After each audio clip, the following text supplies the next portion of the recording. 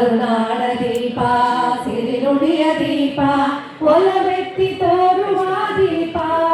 ಜೀವನವನ್ನ ಮಾಡ್ತಾ ಇದ್ದಾರೆ, ಬದುಕನ್ನ ಕಟ್ಕೊಂಡಿದ್ದಾರೆ, ಸಮಾಜದಲ್ಲಿ ಉನ್ನತವಾದ ಸ್ಥಾನಮಾನಕ್ಕೆ ಕೂಡ ಬಂದಿದ್ದಾರೆ. ಆದರೆ ಇದಲ್ಲದೆ ಇವತ್ತಿನ ಕಾಲಕ್ಕೆ ತಕ್ಕ ಹಾಗೆ ನಮ್ಮ ಮಕ್ಕಳಿಗೆ ಒಂದು ವಿಶೇಷವಾದಂತಹ ವಿದ್ಯಾಭ್ಯಾಸವನ್ನು ಶಿಕ್ಷಣ ಕೊಡಿಸೋದ್ರ ಮೂಲಕ ಬೇರೆಯವರ ಜೊತೆಲೂ ಕೂಡ ಅವರು ಸ್ಪರ್ಧೆಗೆ ಇಳಿದು ಒಂದು ಉತ್ತಮವಾದ ಬದುಕನ್ನು ಕಟ್ಟಿಕೊಳ್ಳೋದಕ್ಕೆ ಎಲ್ಲ ಅವಕಾಶಗಳು ಕೂಡ ಇವತ್ತು ಇದೆ. ಆ ಅವಕಾಶಗಳನ್ನು ನಾವು ಸಮಾಜದ ಮುಂದೆ ತೆರೆದಿಡುವ ಪ್ರಯತ್ನವನ್ನು ನಾವು ಮಾಡಬೇಕು.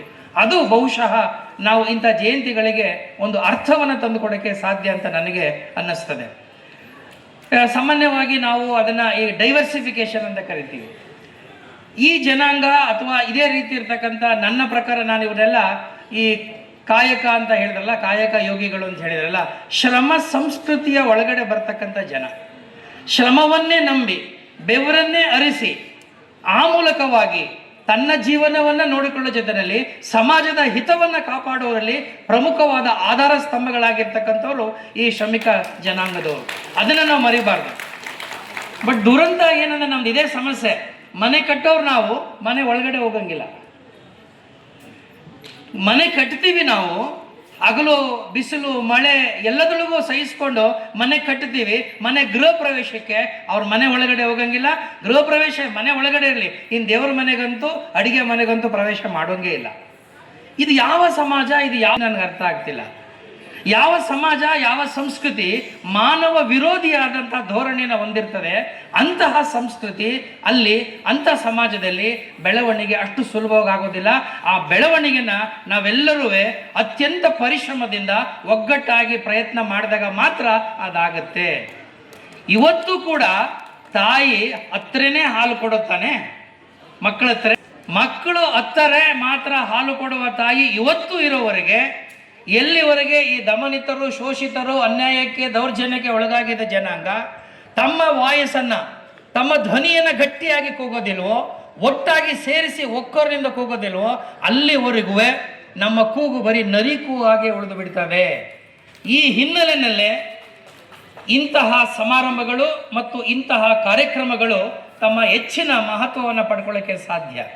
ನಾನು ಆಗಲೇ ಹೇಳ್ತಾ ಇದ್ದೆ, ನಮ್ಮ ಜಿಲ್ಲೆಯಲ್ಲೇ ಈ ಒಂದು ಕಾಯಕ ಮಾಡ್ತಕ್ಕಂಥ ಭಾಳ ದೊಡ್ಡ ಜನಾಂಗ, ಭಾಳ ದೊಡ್ಡ ಸಮುದಾಯ ಇದೆ.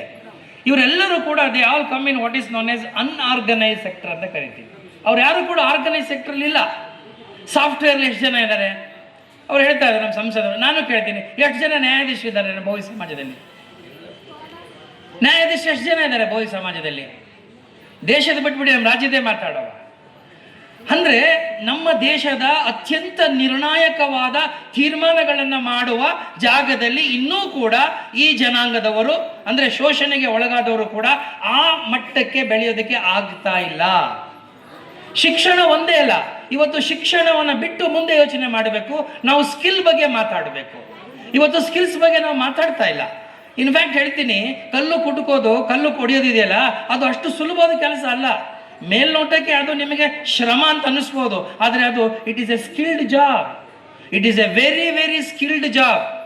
ಈ ಕೆಲಸವನ್ನು ಮಾಡಬೇಕಾದ್ರೆ ಅದಕ್ಕೆ ಟ್ರೈನಿಂಗ್ ಬೇಕಾಗ್ತದೆ, ಅದಕ್ಕೆ ಕ್ವಾಲಿಫಿಕೇಶನ್ ಬೇಕಾಗತ್ತೆ, ಅದಕ್ಕೆ ಅರ್ಹತೆ ಬೇಕಾಗತ್ತೆ. ನಾನು ಗಮನಿಸಿದ್ದೀನಿ, ಇವತ್ತು ನೀವು ಡೈಮಂಡ್ ಇಟ್ಕೊಳ್ಳಿ, ಈ ಡೈಮಂಡನ್ನು ಕೂಡ ಚಿಸಲ್ ಮಾಡ್ತಾರೆ, ಸ್ಕಿಲ್ಲಿಂಗ್ ಮಾಡ್ತಾರೆ. ಆ ಕೆಲಸವೂ ಕೂಡ ಇದಕ್ಕೆ ಸೇರಿದಂಥ ರೂಪ. ನಾನು ಗುಜರಾತ್ನಲ್ಲಿದ್ದಾಗ ಒಂದು ಫ್ಯಾಕ್ಟ್ರಿಗೆ ಹೋಗಿದ್ದೆ, ಡೈಮಂಡ್ ಫ್ಯಾಕ್ಟ್ರಿ. ಆ ಡೈಮಂಡ್ ಫ್ಯಾಕ್ಟ್ರಿ ಹೆಂಗಿದೆಯಪ್ಪ ಅಂದರೆ ಒಂದು ಸಾಫ್ಟ್ವೇರ್ ಕಂಪನಿ ಇದ್ದಂಗಿದೆ. ಚಾಮರಾಜನಗರಕ್ಕೆ ಬಂದು ನೋಡಿ, ಅಲ್ಲಿ ಈ ನಮ್ಮ ಏನು ಈ ಗ್ರಾನೈಟ್ಗಳು ತೆಗಿತೀವಿ. ನಮ್ಮಲ್ಲಿ ಕೋಲಾರದಲ್ಲೇ ಇದೆ ಗ್ರಾನೈಟ್, ಇಲ್ಲ ನಮ್ಮಲ್ಲಿ ಕಲ್ಲು ತೆಗಿತೀವಿ, ಬಂಡೆಕಲ್ಲು ಅಥವಾ ನಾವು ಬಿಲ್ಡಿಂಗ್ ಸ್ಟೋನ್ ಅಂತ ಕರಿತೀವಲ್ಲ. ಇದನ್ನು ಏನಾದರೂ ನಾವು ಶಾರ್ಪನಿಂಗ್ ಮಾಡಬೇಕು, ಅದನ್ನು ಕಟ್ಟಿಂಗ್ ಮಾಡಬೇಕು, ಅಥವಾ ಶೇಪಿಂಗ್ ಮಾಡಬೇಕು, ಅಥವಾ ಶೈನಿಂಗ್ ಮಾಡಬೇಕು ಅಂದರೆ ನಮ್ಮ ಜನಕ್ಕೆ ಗೊತ್ತಿಲ್ಲ ಅದು. ಬಿಕಾಸ್ ಆ ಸ್ಕಿಲ್ ನಾವು ಹೇಳ್ಕೊಡ್ಲೇ ಇಲ್ಲ. ನಮ್ಮ ಕೆಲಸ ಬರೀ ಕಲ್ಲು ಹೊಡೆದುಬಿಟ್ಟು ಅದನ್ನು ಕೊಟ್ಟುಬಿಟ್ಟು ಅವ್ನು ಕೊಡೋ 3 ಕಾಸಿನಲ್ಲಿ ಬದುಕು ಕಟ್ಕೊಂಡಿದ್ದು. ಇದು ಆಗಬಾರ್ದು, ಇದು ಕೊನೆ ಆಗಬೇಕು. ಇದನ್ನು ದಾಟಿ ಯೋಚನೆ ಮಾಡಬೇಕು. ನಮ್ಮ ಏನು ಕಸಬನ್ನು ಬೇರೆಯವರು ಕಿತ್ಕೊಳ್ಳೋ ಸಂದರ್ಭ ಬಂದಾಗ ಆ ಕಸುಬಿಗೆ ನಾವು ವ್ಯಾಲ್ಯೂ ಅಡಿಷನ್ ನಾವು ಮಾಡ್ತಾ ಇಲ್ಲ. That is where we fail. ನಾವು ಎಕನಾಮಿಕ್ಸ್ನ ಆ್ಯಡ್ ಮಾಡದೆ ಹೋದರೆ ನಮ್ಮ ಕಸುಬಿಗೆ, ಮತ್ತು ನಮ್ಮ ಕಸುಬಿಗೆ ನಾವು ಆ ಒಂದು ವ್ಯಾಲ್ಯೂ ಅಡಿಷನ್ ತರದೆ ಹೋದರೆ ಸಹಜವಾಗಿ ಸ್ಕಿಲ್ ಆಗೋಕ್ಕಾಗೋದಿಲ್ಲ.